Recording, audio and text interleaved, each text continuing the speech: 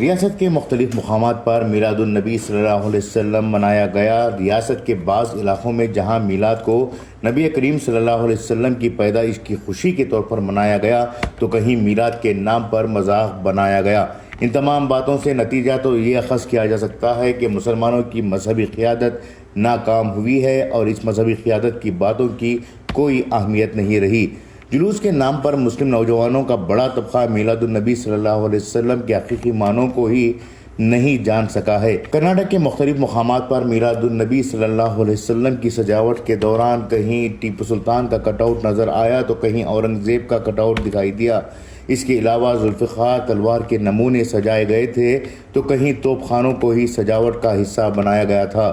کہیں غیر مسلم لوگوں کا یہ بھی سوال تھا کہ کیا ٹیپو سلطان آپ کے پیغمبر ہیں، تو کئی غیر مسلم کا یہ بھی سوال رہا کہ کیا ٹیپو سلطان کا تعلق حضرت محمد مصطفیٰ صلی اللہ علیہ وسلم سے ہے۔ بعض نے یہ پوچھا کہ ٹیپو سلطان اور میلاد سے کیا تعلق ہے۔ یقیناً ٹیپو سلطان مسلمانوں کے عظیم حکمران ہے، لیکن ان کا مرتبہ الگ ہے اور نبی کریم صلی اللہ علیہ وسلم کا مرتبہ الگ ہے۔ لیکن میلاد کے موقع پر جس طرح سے ٹیپو سلطان کے کٹ آؤٹ لگائے گئے، فلکس لگائے گئے، ٹیپو سلطان کے اقوال کو ڈی جے پر چلائے گئے، ٹیپو سلطان سیریل کی میوزک پر نوجوانوں کو ناچنا، یہ سب نہ صرف ٹیپو سلطان کی توہین ہے بلکہ اللہ کے رسول حضرت محمد مصطفیٰ صلی اللہ علیہ وسلم کی آمد کے نام پر منائے جانے والے میلاد النبی کی بھی توہین ہے۔ کچھ عرصہ قبل میلاد کا جلوس پورے اطمینان کے ساتھ درود و سلام پیش کرتے ہوئے نکالا جاتا تھا، لیکن اب شاید ہی نوجوانوں کی زبان پر درود کا ایک لفظ بھی نہیں نکلا ہے۔ نکلے گا بھی کیسے؟ کئی نوجوان تو نشے میں دھت ہو کر جلوس میں جاتے ہوئے ناچتے ہوئے دکھائی دے رہے تھے۔ آخر مسلمان کس نہج پر میلاد منا رہے ہیں، اس کا اندازہ نہیں ہو رہا ہے۔ میلاد کے نام پر جو بدتمیزیاں اور بے ضابطگیاں کی جا رہی ہیں وہ افسوسناک پہلو ہے۔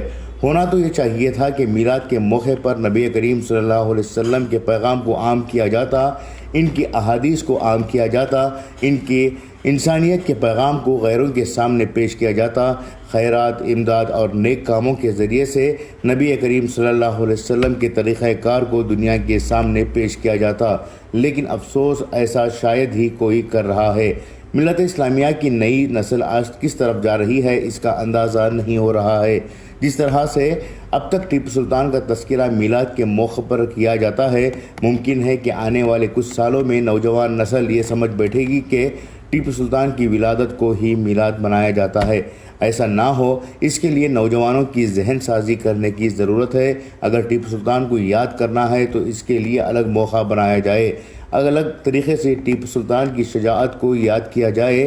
ٹیپو سلطان کے کٹ آؤٹ لگا کر میلاد منانے والے ایک کمیٹی سے ہم نے یہ سوال کیا کہ ٹیپو سلطان اور میلاد کے درمیان کیا تعلق ہے، تو اس میں سے ایک نوجوان نے کہا تھا کہ گنیش اور شیواجی میں کیا تعلق ہے۔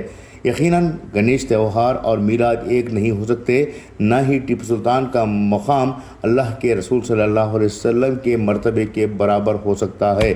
ایسے میں مسلم نوجوانوں کو چاہیے کہ وہ میلاد کو میلاد کے طور پر منائیں، نہ کہ ٹیپو سلطان یا کسی اور حکمران کو اس تقریب کے موقع پر لایا جائے۔ آنے والے دنوں میں ایسے حالات پیدا نہ ہوں، اس کے لیے مسلم سماج کے ذمہ داران غور و فکر کرتے ہوئے ایک ایسا منصوبہ تیار کریں کہ نوجوانوں کو سوائے میلاد کے اور کچھ منانے کا موقع نہ ملے۔ کئی ایسے جلوس بھی دیکھے گئے جس میں نہ صرف ڈی جے پر نوجوان ناچتے رہے بلکہ شراب کے نشے میں دھت ہو کر وہ میلاد النبی صلی اللہ علیہ وسلم کی حرمت کو پامال کر رہے تھے۔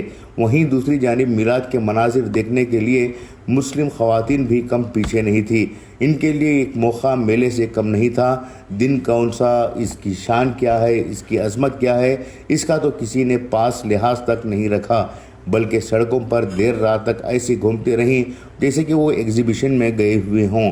اکثر یہ سوال اٹھتا ہے کہ صحیح کہنے والے علماء، قلمکار یا دانشوران صحیح ہیں یا پھر سماج میں شر پھیلا رہے لوگ صحیح ہیں۔ یہاں کسی ایک کو تو غلط ہونا ہی ہے، لیکن حقیقت یہ ہے کہ آئے دن حق بات کو حق ماننے سے لوگ انکار کرتے ہیں اور حق کہنے والوں پر ہی تہمتیں لگاتے ہیں۔ خصوصی پیشکش انقلاب نیوز، بنگلورو۔